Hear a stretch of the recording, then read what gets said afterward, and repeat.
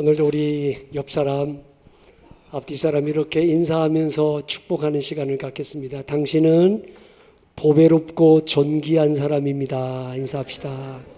근본 월드컵에서 준우승을 차지한 나라가 크로아티아라는 나라입니다. 그런데 이 크로아티아라는 나라는 인구가 400만밖에 안 돼요. 우리나라가 5천만 아닙니까? 400만이니까 우리나라보다 12배나 작은 나라예요. 그 크로아티아라는 나라가 피파 국제축구연맹에 가입한 나라가 207개국입니다. 207개국에서 400만밖에 안 되는 크로아티아가 결승전에 올라가고 준우승을 했단 말이죠. 정말 기적 같은 일이에요. 어떻게 416만밖에 안 되는 이 작은 크로아티아라는 나라가 207개국 중에서 준우승을 할 수 있었을까? 그 많은 국가들이 또 많은 그 신문에서 이런 기사를 실었습니다. 그 크로아티아의 대통령이 여성 대통령이야. 그런데 그 키타로비치라고 하는 이 여성 대통령이 크로아티아 경기가 있을 때마다 한 번도 빠지지 않고 경기장에 가가지고 아주 열렬히 응원을 하는 거야. 그리고 더 중요한 건 결승전에서 준우승을 했잖아요. 비가 쏟아지는데 그 비를 맞으면서 선수들 한 사람 한 사람을 다 허그해주고 등을 두드려주면서 다 격려해주는 거야. 비 맞으면서. 그 모습을 보는 관중들이 감동이었어요. 다른 대통령은 우산 쓰고 있는데 비를 맞으면서 선수들 한 사람 한 사람 다 20명이 넘는데 그 선수들을 다 격려해주는 그 대통령의 모습을 보면서 이 크로아티아라고 하는 작은 나라가 월드컵에서 준우승을 할 수 있었던 원동력은 선수들의 피나는 땀과 노력도 있었지만 그 대통령의 따뜻한 격려가 있었기 때문이다. 라고 말하는 거예요.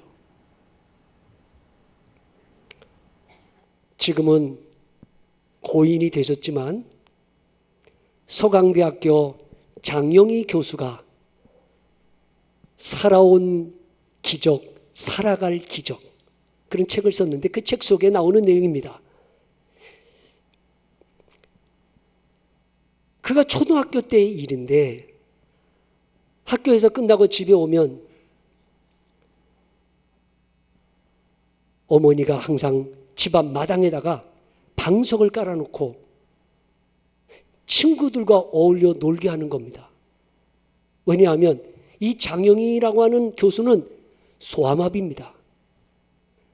그래서 뛰어놀 수가 없으니까 그렇다고 맨날 방구석에 앉아서 책만 보니까 그러지 말고 친구들과 어울려라. 그래서 마당 한 구석에다가 방석을 깔아놓고 거기 앉아있으면 친구들이 와가지고 같이 놀아주는 거예요. 그래서 이 장영희 교수는 그 당시에 친구들과 술래잡기, 사방치기, 공기놀이, 고무줄놀이를 하는데 유독히 할 수 있는 건 한 가지밖에 없어. 앉아서 하는 공기놀이인 거예요. 근데 그 친구들이 얼마나 좋은 친구들인가 하면 외롭고 왕따가 될까봐 술래잡기라거나 달리기를 하거나 뭐 고무줄놀이라면 네가 심판 봐라. 그래서 항상 앉아서 심판을 보게 해주는 거야. 그러면서 늘 이렇게 앉아서 방석에 앉아서 친구들과 노는데 초등학교 1학년 때 그날도 학교에서 일찍 끝나고 집 앞 마당에 깔아놓은 방석에 앉아서 목발을 옆에 놓고 앉아 있는데 마침 깨엿장수가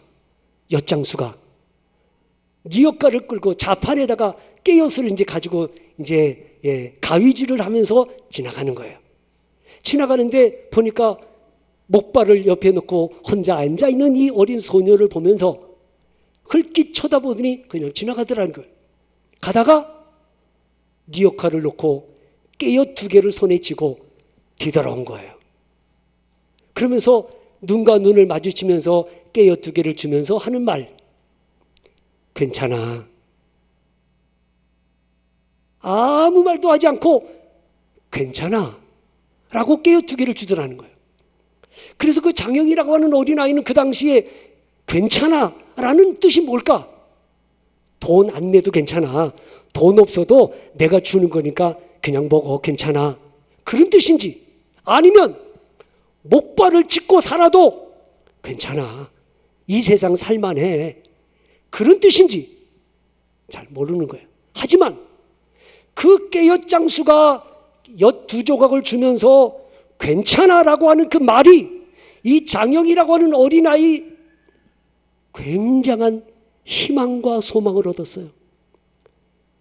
그 엿장수가 주는 엿과 더불어 괜찮아라는 말이 이 세상은 그래도 살만한 세상이구나 라고 하는 희망을 그 어린 나이에 갖게 됐다는 거예요. 아, 세상은 살만하구나. 이렇게 따뜻한 사람도 있고 좋은 친구들도 있고 그래도 내가 장애아로 태어났지만 그래도 살만한 세상이구나. 그러면서 그 장영희 교수는 세상 사는 것이 만만치 않다고 느낄 때, 죽을 듯이 노력해도 내 마음대로 일이 풀리지 않는다고 생각할 때 나는 내 마음속에 작은 속삭임을 듣는다. 오래전 내 따뜻한 추억 속 골목길 안에서 깨엿을 받으며 들은 말, 괜찮아. 조금만 참아. 이제 다 괜찮아질 거야. 그래서 이 괜찮아라는 단어는 다시 시작할 수 있다는 희망을 안겨준 말이다 라고 말합니다. 여러분, 깨엿 2개, 돈으로 환산하면 얼마 되지 않는 돈입니다. 근데 그 깨엿 2개가 문제가 아니고 괜찮아라고 하는 이 말 한마디가 이 어린아이의 마음에 희망을 주었어요. 그래서 그는 열심히 공부해서 교수가 됐습니다. 그리고 자기처럼 아픔을 갖고 있는 사람들을 치유하는 격려자의 삶을 살아가게 됩니다. 이걸 아셔야 돼요. 한마디의 격려가 한 사람의 인생을 바꾸어 놓을 수 있다는 것입니다. 사도 바울이 아덴에 가서 복음을 전했지만 그다지 좋은 성과를 거두지 못했어요. 한마디로 낭패를 당하고 고린도로 돌아왔습니다. 고린도에 와서 하나님의 말씀을 증거하는데 유대인들이 대적하고 비방하고 박해를 하는 것입니다. 오늘 말씀 5절 6절 같이 보시죠. 자, 본문 5절 6절 시작. 실라와 디모데가 마게도냐로부터 내려오매 바울이 하나님의 말씀에 붙잡혀 유대인들에게 예수는 그리스도라 밝히 증언하니 그들이 대적하여 비방하거늘 바울이 옷을 털면서 이르되 너희 피가 너희 머리로 돌아갈 것이요 나는 깨끗하니라. 이후에는 이방인에게로 가리라 하고. 아멘. 아덴의 실패를 딛고 고린도에서 다시 힘을 내서 복음을 전하려고 하는데 유대인들의 박해를 받으면서 바울의 마음이 상했습니다. 그래서 내가 이곳을 빨리 떠나서 이방인에게로 가리라. 고린도에 대한 덧정이 사라졌습니다. 빨리 이곳을 떠나고 싶은 마음뿐이에요. 그런데 그렇게 떠나려고 했던 사도 바울이 고린도에 1년 6개월을 머물며 말씀을 전하게 됩니다. 자, 11절을 보시죠. 시작. 1년 6개월을 머물며 그들 가운데서 하나님의 말씀을 가르치니라. 아멘. 그렇게 금방이라도 떠날 것 같았던 사도 바울이 1년 6개월을 머물며 말씀을 가르친 이유가 무엇입니까? 그날 밤에 주님으로부터 격려의 말씀을 들었기 때문입니다. 자, 9절 10절 같이 보시죠. 시작. 밤에 주께서 환상 가운데 바울에게 말씀하시되 두려워하지 말며 침묵하지 말고 말하라. 내가 너와 함께 있음에 어떤 사람도 너를 대적하여 해롭게 할 자가 없을 것이니 이는 이 성중에 내 백성이 많음이라 하시더라. 아멘. 보세요. 지금 주님께서 바울에게 주신 2가지 격려의 말씀이 있어요. 첫째, 두려워하지 마라. 내가 너와 함께 있지 않느냐. 또 하나, 두려워하지 마라. 이 성중에 내 백성이 많음이니라. 이 2가지의 격려의 말씀이 사도 바울로 하여금 고난 가운데서도 낙심 가운데서도 떠나지 아니하고 고린도에 머물면서 1년 6개월을 말씀을 가르치게 된 원동력이 여기 있어요. 주님의 격려의 말씀 때문이죠. 두려워하지 말아라. 왜요? 내가 너와 함께 있지 않느냐. 여러분, 주님이 함께 하신다는 게 어떤 의미입니까? 시편 23편 4절 말씀에 내가 사망의 음침한 골짜기로 지날지라도 해를 두려워하지 않을 것은 주께서 나와 함께 하심이라. 주의 지팡이와 막대기가 나를 안위하시나이다. 여러분, 주님이 나와 함께 하신다는 건 주님의 권능의 지팡이와 막대기로 나를 보호하시고 나를 지켜주시겠다는 약속인 겁니다.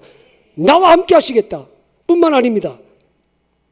역대하 32장 8절에서 히스기야가 유다 백성들에게 말하기를 우리와 함께 하시는 이는 우리의 하나님 여호와시라. 반드시 우리를 도우시고 우리를 대신하여 싸우시리라.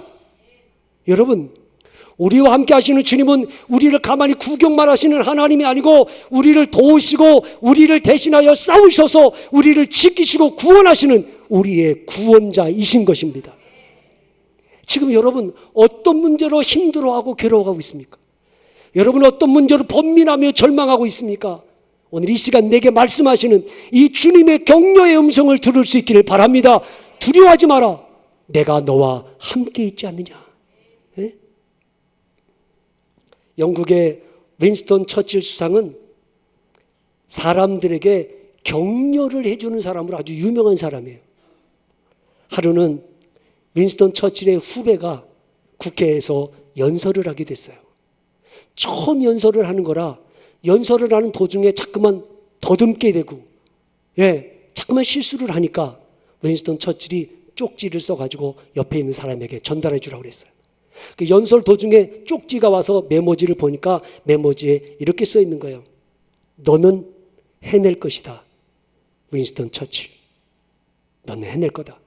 그 메모지를 받고 이 후배 국회의원이 그날 연설을 깨끗이 마무리를 잘했다고 해요. 그 사람의 격려 한마디가요 얼마나 큰 위로가 됐겠어요. 근데 전능하신 하나님이, 전능하신 주님이 오늘 내게 말씀하시는 거예요. 두려워하지 마라. 내가 너와 함께 있지 않느냐. 하나님 주님의 격려의 음성을 듣고 힘들고 어려운 세상 속에서도 넘어졌다가도 다시 일어나고 포기하고 싶다가도 다시 마음을 다잡는 위로와 힘을 얻을 수 있기를 바랍니다. 내가 너와 함께 하지 않느냐. 주님께서 바울에게 주신 두 번째 메시지가 뭡니까? 두려워하지 마라. 이 성 중에 내 백성이 많음이니라. 이 말씀은 너는 혼자가 아니라는 거죠. 너는 혼자가 아니야. 이 성 중에 너를 도울 사람들이 사방에 깔려 있어. 너 혼자라고 생각하지 마. 왜 사람들이 낙심하고 좌절하고 포기하는 것입니까? 나 혼자라고 생각하기 때문이죠. 왜 사람들이 외롭고 고독하고 우울증에 시달리는 겁니까? 나 혼자라고 생각하니까. 아무도 없다. 나 혼자다라고 하는 이 고독감에 빠지는 거죠. 여러분 혼자라고 생각하지 마세요. 오늘도 하나님은 나를 돕는 사람들을 처처에 준비해 놓으시고 예비해 놓으신 거예요. 나는 모르지만 하나님이 필요할 때마다 나에게 적절하게 돕는 사람을 붙여주시는 하나님의 여호와 이레를 경험하게 될 것입니다. 엘리야 선지자가 이세벨의 협박을 받고 두려워서 광야로 도망을 간 다음에 죽기를 구하지 않아요? 그때 하나님께서 엘리야에게 이렇게 말씀하세요. 내가 어찌하여 여기 있느냐? 어찌하여 여기 있느냐? 이 말은 내가 어찌하여 낙심하여 이 광야로 도망을 왔느냐? 이렇게 묻는 거예요. 엘리야가 대답하기를 이스라엘 자손이 칼로 주의 선지자들을 죽였음이오며 오직 나만 남았거늘 그들이 내 생명을 찾아 빼앗으려 하나이다. 나만 남았습니다. 다 죽었습니다. 그때 하나님이 하신 말씀이 이거예요. 내가 이스라엘 가운데 7,000명을 남기리니 다 바알에게 무릎을 꿇지 아니하고 다 바알에게 입맞추지 아니한 자니라. 무슨 말씀이에요? 너 혼자가 아니라는 거예요. 너와 뜻을 같이 하는 믿음의 동지 7,000명을 내가 남겨두었다는 것입니다. 혼자라고 생각지 말라는 겁니다. 오늘 여러분 나 혼자라고 생각하지 마세요. 오늘도 하나님은 나를 위해서 지금도 어딘가에서 기도하는 사람이 있어요. 내가 어디를 가든지 하나님이 필요할 때마다 나를 돕는 사람을 하나님이 그때마다 붙여주시는 거예요. 저는 정말 제가 군대에 입대했을 때, 야, 정말 하나님 살아계시네. 정말 하나님은 놀라우신 분이시네. 에? 제가 논산훈련소에 입대했을 때 아는 사람도 아무도 없는데 그 많은 훈련병, 수천 명이 되는 훈련병 가운데 방송으로 내 이름을 불러서 깜짝 놀라가지고 막 뛰어갔더니 나도 모르는 사람인데 나한테 그러는 거예요. 걱정하지 마라. 내가 너 저 후방으로 보내줄 테니 걱정하지 마라. 그러더니 나를 창원으로 보내줍니다. 그 창원으로 갔어. 창원에 갔더니 거기서 또 인사과장이 저를 불러요. 인사과장이 그 당시 대위였는데 인사과장이 불러서 가봤더니 너 삼천포로 내가 발령을 했다가 잠시 잠깐 후에 내가 다시 연대 교회로 불러 올릴 테니 걱정하지 말고 삼천포 가서 있거라. 그래 삼천포 가서 있다 보니까 한 달 좀 지나니까 연대에서 교회로 올라오나 발령받아 연대 교회로 올라왔어요. 하여튼 가는 곳곳마다 나는 모르는데 하나님이 필요한 사람들 저초에 예배에 놓으셔가지고 나의 갈 길을 하나님이 인도해 주시는데 정말 놀라운 거예요. 여러분 자녀들이 외국에 나가 있든 여러분 자녀들이 어디에 있든 간에 걱정하지 마시고 거기 때마다 하나님이 돕는 사람들 그때마다 붙여주실 걸 믿으세요. 이 성중에 내 백성이 많음이니라. 걱정하지 마라. 너 혼자라고 생각지 마라. 라고 격려해 주고 계신 거예요. 주님은 내가 지쳐서 낙심될 때, 불안하고 두려워할 때 언제나 내게 격려의 말씀을 통해 위로해 주시는 분이십니다. 중요한 것은 주님이 나를 위로하고 격려하시면 나로 하여금 다른 사람을 또다시 위로하고 격려하기를 원하시기 때문인 거예요. 고린도후서 1장 4절 말씀에 우리의 모든 환난 중에서 우리를 위로하사 우리로 하여금 하나님께 받는 위로로서 모든 환난 중에 있는 자들을 능히 위로하게 하시는 이시로다. 부주의한 말 한마디가 싸움의 불씨가 되고 잔인한 말 한마디가 삶을 파괴한다. 라는 말이 있지 않습니까? 여러분 부부 사이에도 부주의한 말 한마디 툭툭 생각 없이 내뱉으면 그것이 싸움의 불씨가 돼요. 예? 어린아이에게 생각 없이 내뱉은 말 한마디가 그 어린아이에게 평생 가슴에 한이 되는 거예요. 할 수만 있으면 격려해주며 사세요. 여러분 칭찬과 격려는 다릅니다. 칭찬은 잘했을 때 하는 거 아닙니까? 성적표 잘 받아오면 잘했어 칭찬해줘요. 예? 그러나 격려는 넘어졌을 때 실패했을 때 그때에 격려해 주는 거예요. 오늘 우리는 잘했을 때 칭찬하는 거 말고 정말 실패했을 때 넘어졌을 때 예? 고난 가운데 환난 가운데 있을 때 말 한마디를 통해서 위로하고 격려해 주는 하나님의 사람들이 되었으면 좋겠습니다. 격려해 주세요. 격려라는 게 뭡니까? 용기가 솟구쳐 오르게 해주는 거야. 예? 낙심하고 좌절했다가 그 말 한마디의 격려 때문에 내 안에서 용기가 솟구쳐 오르게 하는 거지.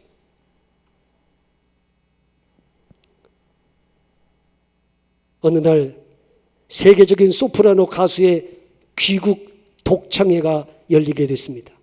수많은 청중들이 그 유명한 소프라노 가수의 노래를 들으려고 객석을 가득 채웠습니다. 공연이 시작하기 직전에 사회자가 당황한 표정으로 무대에 올라와서 죄송합니다. 오늘 노래하기로 했던 그 소프라노 가수가 비행기가 연착되는 바람에 좀 늦어질 것 같습니다. 그래서 오늘 신인 가수를 초대했습니다. 이 신인 가수의 노래를 들으면서 여러분이 잠깐 기다려 주시기 바랍니다. 그럼 이제 신인 가수가 딱 섰어. 정말 열심히 최선을 다해서 노래를 불렀어. 근데 앉아있는 그 청중들은 반응이 시큰둥해. 우리가 저 사람 노래 들으러 온 게 아니고 그 유명한 소프라노 가수 들으러 왔는데 저런 어디 촌뜨기 시골 신인 가수 들여다가 말이야. 그래 노래가 딱 끝났는데도 아무도 박수 치는 사람이 없어. 박수도 안 치고 다들 시큰둥하게 앉아있는 거야. 근데 그때 그 객석에서 한 어린아이가 일어서더니 아빠 정말 최고였어요 그러는 거예요. 그 썰렁했던 객석이 갑자기 어린아이 하나가 일어나가지고 아빠 정말 최고였어요 라고 말하니까 사람들이 갑자기 박수를 치기 시작하는 거예요. 다 일어나가지고 기립박수를 치는 거예요. 그날 만약에 그렇게 썰렁하게 끝났더라면 이 신인 가수는 엄청난 상처가 되고 노래를 포기했을지도 몰라. 근데 그날 그 어린 아들이 그날 왔다가 아버지를 격려해 주려고 너무 썰렁하니까 벌떡 일어나가지고 아빠 정말 최고였어요 라고 말해주는 그 어린아이의 격려의 말 때문에 객석들이 감동받아가지고 기립박수를 했잖아요. 근데 그날 불렀던 그 신인 가수가 누군 줄 알아요? 그 유명한 루치아노 파바로티예요. 그 당시 신인이어서 아무도 알아주지 않는 루치아노 파바로티, 이 파바로티가 그날 그 어린 아들의 격려를 힘입어 세계적인 성악가가 되잖아요. 만약에 그날 그렇게 싸늘하게 끝났더라면 노래 포기했을지도 모르지. 중요한 건 뭐예요? 격려인 거예요. 여러분 힘들 때, 낙심될 때, 지칠 때 그때 옆에서 따뜻한 격려의 말 한마디가 인생을 바꾸어 놓을 수도 있어요. 특별히 사람이 주는 격려의 말씀도 위로가 되지만 주님께서 내게 들려주시는 격려의 말씀은 세상의 그 어떤 것보다도 나에게 가장 큰 위로가 되고 힘이 되는 거예요. 두려워하지 마라. 내가 너와 함께 있지 않느냐. 너는 혼자가 아니다. 내가 너를 돕기 위해서 수많은 사람들을 준비해 놨다. 걱정하지 마라. 하고 바울에게 위로의 말씀, 격려의 말씀을 주시죠. 바울이 주님의 격려의 말씀을 듣고 힘을 얻어서 고린도에서 1년 6개월을 복음을 전하는 사람이 되는 겁니다. 오늘도 힘들고 낙심과 좌절 가운데 시리에 빠져 있는 분들이 계시다면 이 바울에게 주신 주님의 격려의 말씀이 오늘 내게 주신 격려의 말씀으로 들을 수 있는 귀가 열려지기를 주의 이름으로 축원합니다. 기도하겠습니다.